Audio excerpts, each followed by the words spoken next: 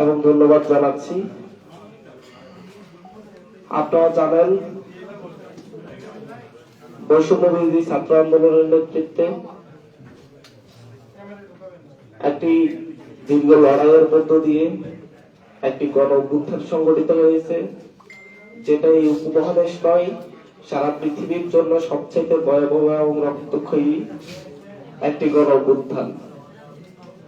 এই গণ অভ্যুত্থান সেই 1857 সালের সিপাহী বিদ্রোহ, 1857 সাল থেকে শুরু করে 1947 সাল পর্যন্ত যে ব্রিটিশ বিরোধী দীর্ঘ লড়াই হয়েছে, সেই লড়াই 52 ভাষা আন্দোলনে আমাদের পূর্বপুরুষরা যে রক্ত দিয়েছে, সেই রক্ত ঝরনা দিনের পরে 1969 সালের গণ অভ্যুত্থানের পরে 71-এর সুদীর্ঘ লড়াইয়ের মধ্য দিয়ে 30 লক্ষ শহীদের রক্তের বিনিময়ে অর্জিত বাংলাদেশে 90-এর গণ অভ্যুত্থানে শহীদ নূর হোসেন, ডাক্তার মিলাদের জীবনের বিনিময়ের পরেও 2024 সালে এসে আবার 2000 শিক্ষার্থীকে জীবন দিতে হয়েছে।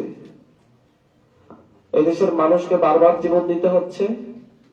71-এর জীবন দেওয়ার স্বীকৃতি আছে, কিন্তু হচ্ছে 90-এর সেই গণ অভ্যুত্থানের স্বীকৃতি প্রক্লেমেশন আমাদের নেই, যার কারণে পরবর্তীতে এই 90-এর যেই আকাঙ্ক্ষা ছিল, মানুষ ডাক্তার মিলাদ নূর হোসেনরা যে আকাঙ্ক্ষা নিয়ে জীবন বিলিয়ে দিয়েছিল, সে আকাঙ্ক্ষা বাস্তবায়িত হয়নি। তারা তাদের পরবর্তী প্রজন্মের জন্য সুন্দর বাংলাদেশ বিনির্মাণের জন্য, তাদের পরবর্তী প্রজন্মকে সুন্দর একটি বাংলাদেশ উপহার দেওয়ার জন্য জীবন বিলিয়ে দিয়েছিল। কিন্তু তাদের পরবর্তী প্রজন্ম আমরা আপনাদের সামনে এখানে উপস্থিত। আমরা সেই সুন্দর নিরাপদ বাংলাদেশ পাইনি, কারণ সেই 71 যে আকাঙ্ক্ষার কারণে আমাদের পূর্বপুরুষরা জীবন দিয়েছিল, সে আকাঙ্ক্ষা বাস্তবায়িত হয়নি। 90-এ আমাদের পূর্বপুরুষরা যে আকাঙ্ক্ষার জন্য জীবন দিয়েছিল, সে আকাঙ্ক্ষা বাস্তবায়িত হয়নি।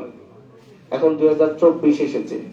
2024-এ 2 সহস্রাধিক শহীদের রক্তের বিনিময়ে যে গণ অভ্যুত্থান, যে হাজার হাজার আহতদের অঙ্গহানির বিনিময়ে যে গণ অভ্যুত্থান, সেই গণ অভ্যুত্থানের আকাঙ্ক্ষা বাস্তবায়নের জন্য, সেই গণ অভ্যুত্থানকে দীর্ঘজীবী অমর করে রাখার জন্য আমরা বৈষম্য বিরোধী ছাত্র আন্দোলনের পক্ষ থেকে এবং হচ্ছে গণ অভ্যুত্থানের সকল শক্তি গোষ্ঠীর ঐক্যমতে নাগরিকরা যারা অংশগ্রহণ করেছে, তাদের প্রতিনিধি, জাতীয় নাগরিক কমিটি সহ আমাদের একটি আকাঙ্ক্ষা আমরা ব্যক্ত করেছি, যে হচ্ছে জুলাই গণ অভ্যুত্থানের আমরা স্বীকৃতি চাই। সেটা আমরা যখন হচ্ছে এই স্বীকৃতির জন্য ঐতিহাসিক একটি দলিল হিসেবে উপস্থাপনের জন্য বৈষম্য বিরোধী ছাত্র আন্দোলন এই আজ থেকে 2 মাস আগে এই দাবি জানাই।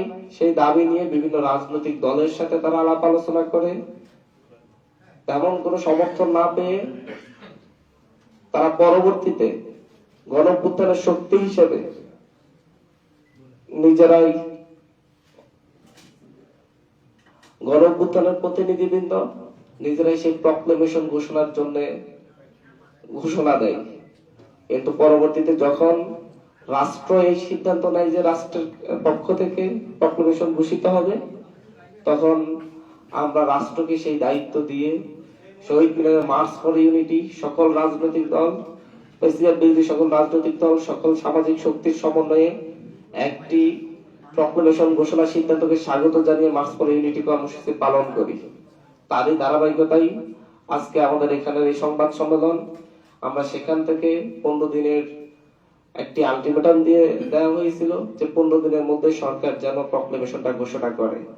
সেই ধারাবাহিকতাই আমরা আজকের এই সংবাদ সম্মেলনে জাতীয় নাগরিক কমিটি এবং বৈষম্য বিরোধী ছাত্র আন্দোলন যৌথ সংবাদ সম্মেলন আয়োজন করেছে। এই ব্যাপারে প্রাথমিকভাবে কথা বলবে জাতীয় নাগরিক কমিটির আহ্বায়ক। আচ্ছা, এই বিষয়ে প্রাথমিকভাবে প্রথম কথা বলবেন বৈষম্য বিরোধী ছাত্র আন্দোলনের আহ্বায়ক হাসনাত আব্দুল্লাহ ভাই। বৈষম্য বিরোধী ছাত্র আন্দোলন ও জাতীয় নাগরিক কমিটির পক্ষ থেকে সবাইকে শুভেচ্ছা জানাচ্ছি। আপনারা জানেন যে গত 31 ডিসেম্বর আমরা শহীদ মিনারে, জাতীয় শহীদ মিনারে আমরা মার্চ ফর ইউনিটি থেকে বৈষম্য বিরোধী ছাত্র আন্দোলন এবং জাতীয় নাগরিক কমিটি আমরা হচ্ছে 15ই জানুয়ারির মধ্যে আমাদের যেই প্রোক্লেমেশন অফ রেভলিউশন সেটি ঘোষণা করার জন্য আমরা দাবি জানিয়েছি। ইতিমধ্যেই আপনারা জানেন এই অন্তর্বর্তীকালীন সরকার এই ঘোষণার প্রতিশ্রুতি, এই ঘোষণা বাস্তবায়নের প্রতিশ্রুতি ওনারা ব্যক্ত করেছেন। তো সেই জায়গা থেকে বৈষম্য বিরোধী ছাত্র আন্দোলন ও জাতীয় নাগরিক কমিটি বিশ্বাস করে যে এই প্রোক্লেমেশন অফ রেভলিউশন এটা বাস্তবায়ন, এটার ঘোষণা আমাদের জাতীয় এবং ঐতিহাসিক জীবনে একটি গুরুত্বপূর্ণ মুহূর্ত।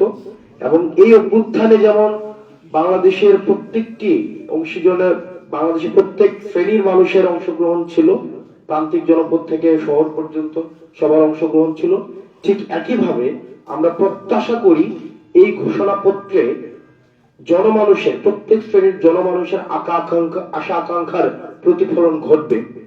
সেই লক্ষ্যে বৈষম্য বিরোধী ছাত্র আন্দোলন ও জাতীয় নাগরিক কমিটি আগামী 6 জানুয়ারি থেকে 11 জানুয়ারি পর্যন্ত দেশব্যাপী আমরা কর্মসূচি ঘোষণা করছি। এই কর্মসূচিতে আমরা দেশব্যাপী জনসংযোগ কর্মসূচি বা মানুষের কাছে যাওয়া, আমরা কর্মসূচি ঘোষণা করছি যেখানে আমরা মানুষের কাছে লিফলেট বিতরণ করব, আমরা সমাবেশ করব এবং বিভিন্ন মাত্রার জনসংযোগ করব। কারণ এই প্রোক্লেমেশন অফ রেভলিউশনে আশা আকাঙ্ক্ষা, মানুষের যে আশা আকাঙ্ক্ষা রয়েছে সেটি কি বিষয়ে, তারা কি দেখতে চায় এই প্রোক্লেমেশনে, সেটির প্রতিফলনের জন্য আমরা মানুষের কাছে, আমরা আমাদের জায়গা থেকে ছুটে যেতে চাই।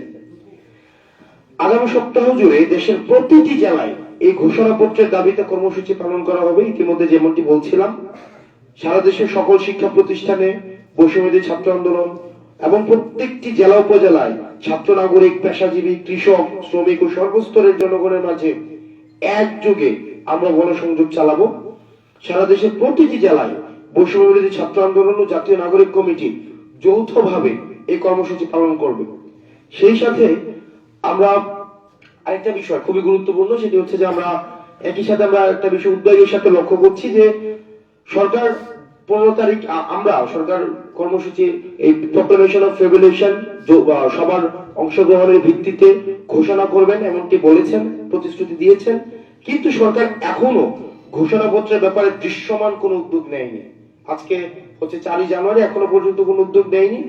গণ অভ্যুত্থানের সাথে জড়িত সকল অংশীজনের মতামত নিয়ে এই ঘোষণাপত্র তৈরি করা একটি জটিল ও গুরুত্বপূর্ণ বিষয়, একটা জটিল বিষয়। সেজন্য বৈষম্য বিরোধী ছাত্র আন্দোলন গত 31 জানুয়ারি এই ঘোষণাপত্র প্রকাশে প্রস্তুত ছিল, কিন্তু অন্তর্বর্তীকালীন সরকার যেহেতু নিজ উদ্যোগে এই দায়িত্ব নেয়, বৈষম্য বিরোধী ছাত্র আন্দোলন তা ঘোষণা করা থেকে বিরত থাকে। কিন্তু আমরা বিষয়ের সাথে লক্ষ্য করেছি 4 দিনে সরকার এখনো পর্যন্ত দৃশ্যমান কোনো পদক্ষেপ নেয়নি। তাই আমাদের আহ্বান থাকবে এই জাতীয় গুরুত্বপূর্ণ বিষয়টি সরকারকে তৎপর হওয়ার জন্য, এই জাতীয় গুরুত্বপূর্ণ বিষয়ে সরকার যেন তৎপর হয়, সেজন্য বৈষম্য বিরোধী ছাত্র আন্দোলন এবং জাতীয় নাগরিক কমিটি আমরা অন্তর্বর্তীকালীন সরকারকে আহ্বান জানাচ্ছি।